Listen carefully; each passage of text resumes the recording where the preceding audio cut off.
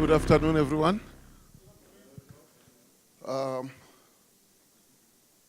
Let me say it's really an honor and privilege for me to be here and also to make my contribution during this amazing conference.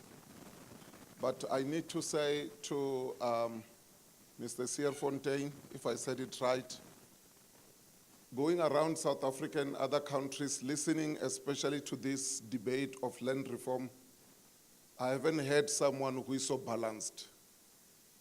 I wish we can have more, and across color and across profession, who can present it with enthusiasm and balanced presentation. I thoroughly enjoyed you,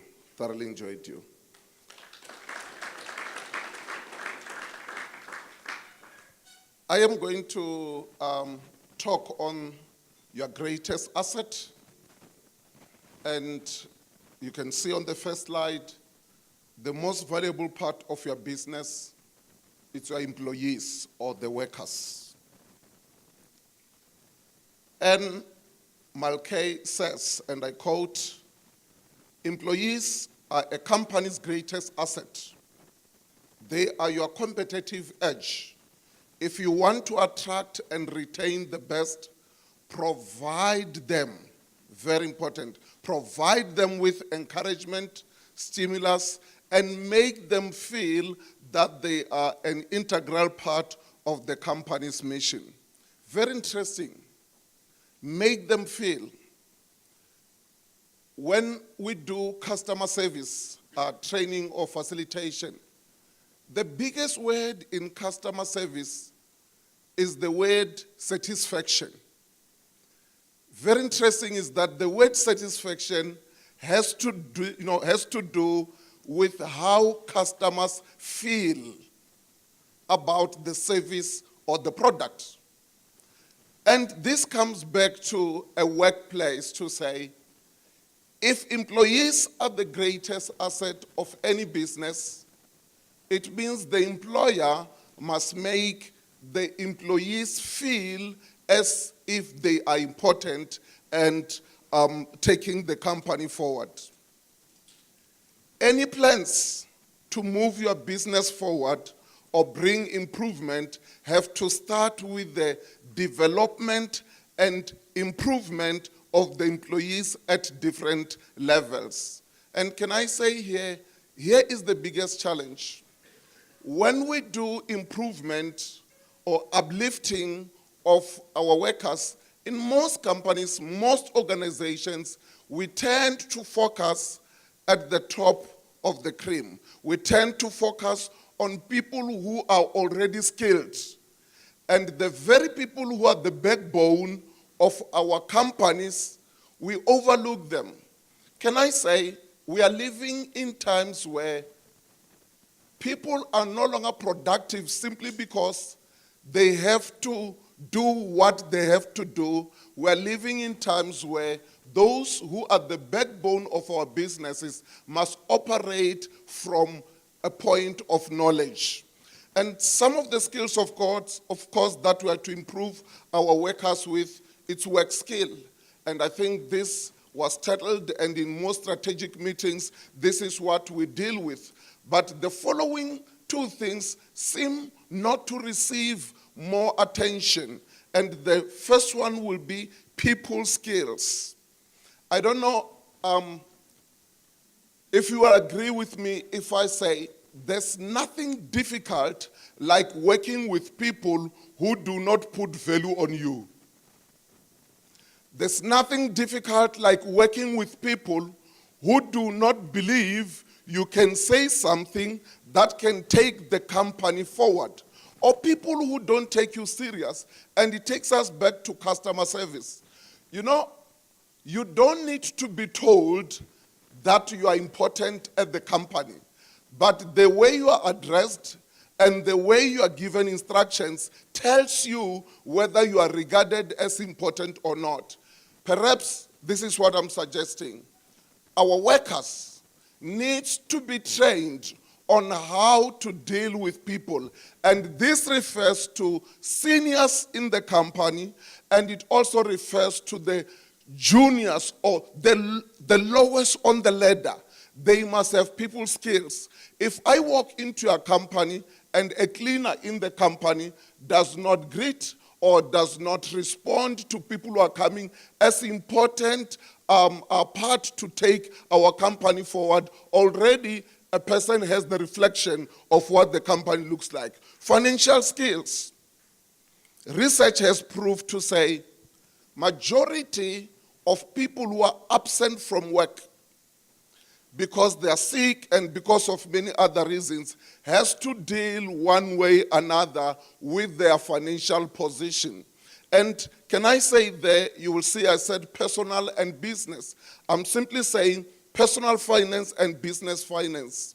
One other thing that we really need to improve our workers on, it's on personal finance. I've had the privilege to train even our financial sectors, like insurance companies and banks. Isn't it amazing that most of people or employees who are battling financially are people with degrees and masters in finances, yet they're battling in their own personal finance. Why? Because our universities do not teach us on how to handle our personal finance. They teach us on how to handle someone's finances, and that's business finance.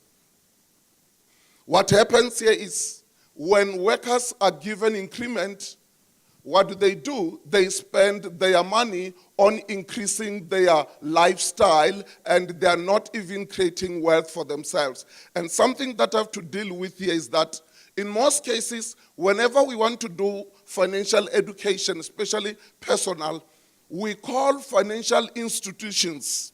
I'm not against financial institutions, but the truth of the point is, when financial institutions come, what do? They sell their financial products, which are the very cause of financial struggles to many workers.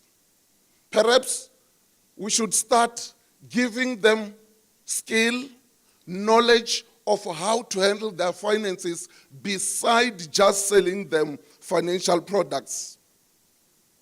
Of course, business success and failure is likely dependent on the caliber of the people that are working for you. Unfortunately, or most unfortunately, these people do not come ready-made, especially those who will bring success. You know, if we only get people who are ready-made to bring success in our company, we also need to know that when the tough time comes, the very people are going to leave us. You see, people that can take our company forward, they must be developed or they must be made by the company's values. Where do we put value? Yes, you can't run business without being profitable. But if profitability is all what matters, then we can end up using the very people that are working for us like machine. So our values must also say, how do we deal, how do we handle those that are working for the success of our companies? Values, systems, and of course, leadership plays a big role in producing workers that will bring success in our company. Can I be bold to make this statement to say, workers make all the difference in our companies.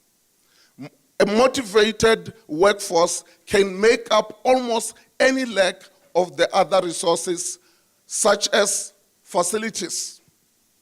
Perhaps there can be someone here who can say, in our company, we don't lack any facility. We have everything we need.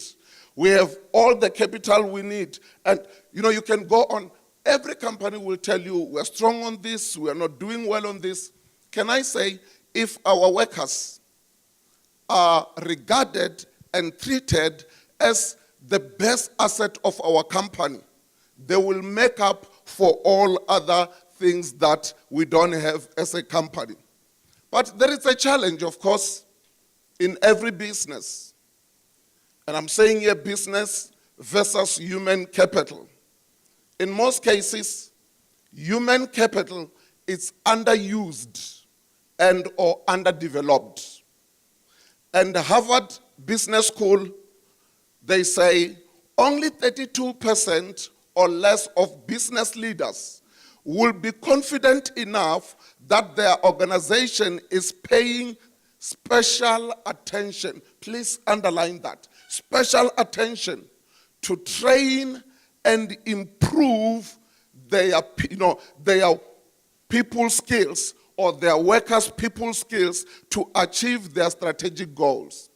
Very interesting. In most companies, when it's tough times, what do? The first thing we push out of the door is developing our people because we want to maximize a profit. And I'm not anti that, of course. No business exists unless there is profitability. But perhaps we need to say we need to start paying special attention. And of course, statistics have shown that where workers, and by workers I'm talking from highest to the lowest, where they are trained and improved, profitability increases. And without just giving you a problem, I must share a bit of a solution. South Africa School of Millionaires, it's a company that I started. It's a training company. We have trained a number of universities. We have trained in corporate and on and on and on, and more passion in the agricultural sector. It's a strategic company that offers a strategic partnership. Strategic partnership is, we're not just coming to say, we want to make money out of you. We are saying, can we improve people's skills with the goal of helping businesses to go to a higher level by developing and improving their workforce skills level. And I've noted two things there. With the training we offer, something very interesting is the language. That most of trainings that are done, just like we do, are written maybe in English language. But do all workers, especially the agricultural sector, do all workers really understand English? I don't believe so. I've been to some feedlots in South Africa and, dairy farmers and others.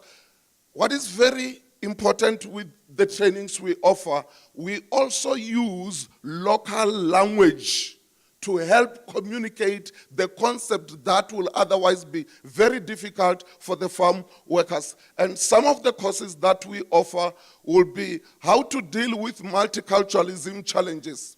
And can I say, when we say multiculturalism challenges, we are not talking about multiracial challenges, because culture has no color. So we deal here with our cultural challenges. With cultural challenges, let me give just one example. Have you ever had one of your workers work, someone in the office, they come in, and what do? The first thing they just pull the chair and sit down.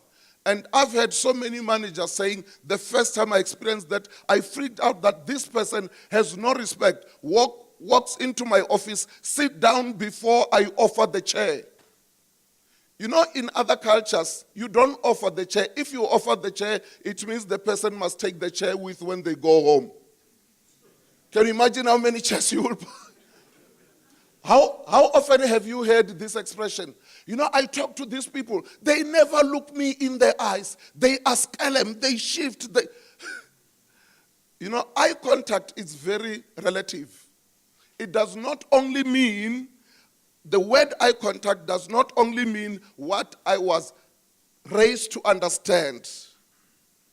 It also means something different. The biggest challenge we have here is that the managers and the supervisors, sometimes because of lack of multiculturalism understanding, they judge their juniors based on their own culture without understanding. The key word in this course here is helping the managers and the supervisors and the rest of the staff to understand their team, to understand their team leader, so that we understand each other, and it works much better. We also look at things like values and ethics at the workplace.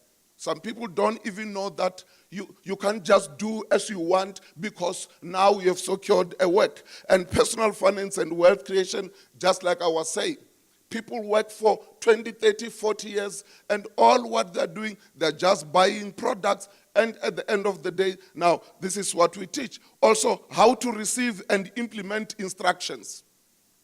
You know, there are people who if the supervisor or the manager says, do this and do that, some people almost feel like they must be begged. Some people feel like until he raises his voice, it means he's not yet serious. Something we need to deal with. And how to motivate your workforce. We're living in times where, and even our professionals, 3 weeks ago, I was training in Joburg. I was training there's a company, actuaries company, I don't want to mention the name. Amazing, highly qualified people.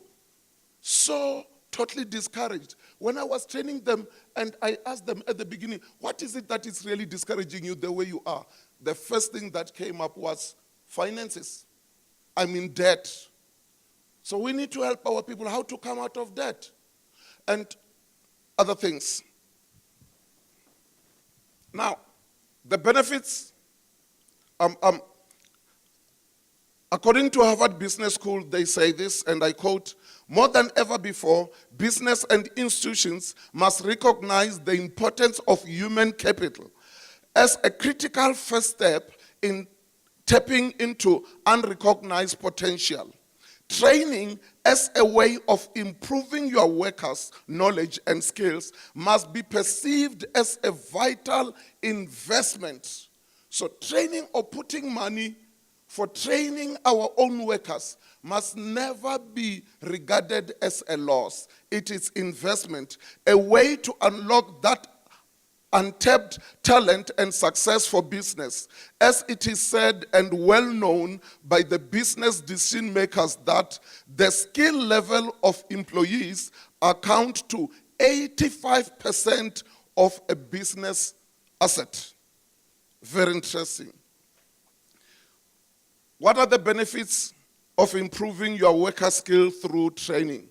You will end up with better workers, ethical and workers with values, more happy and effective workers. They can make better and solid decisions. Of course, a greater return on investment. The best benefit is this. Above all, your workers go through transformational experience. Transformational experience. You know, training is not just for our workers to get skills or to understand what to do, is that they go through this transformational experience, and you will see at the first bullet there said, this transformation does not come through us as facilitators. It does not come through the material we present to them. Bullet number 2 says, they are transformed by the power of knowledge. When people receive knowledge, they cannot remain the same. And personal experience that they go through during these training workshops. And I must say, when we do these workshops, workers don't have to leave their workplace. We can juggle around it because it's better for them to be trained right at their workplace. But the power of knowledge, according to Benjamin Franklin, he said here, an investment in knowledge pays the best interest. I like that. Pays the best interest. My final remarks will be this. Employees should be recognized as a company's greatest asset. While most companies agree with this in principle, they often do not support it in their day-to-day action and decision-making. I'm sure we can all agree with this. We agree that it's important that our workers must be trained, and like I said, not only technical training, people skills, and their personal finance. Let me close with this quote from Pamela Stroko, who once said, people want to know, and in this case especially workers, people want to know that they matter and that they want to be treated as people. Here's the last key statement. That is the new contract. What is the new contract? Let our people know that they are valued. Let them know that they are important in our company. How will they know that? When they are trained so that they receive knowledge which will help them and help our company. Thank you very much.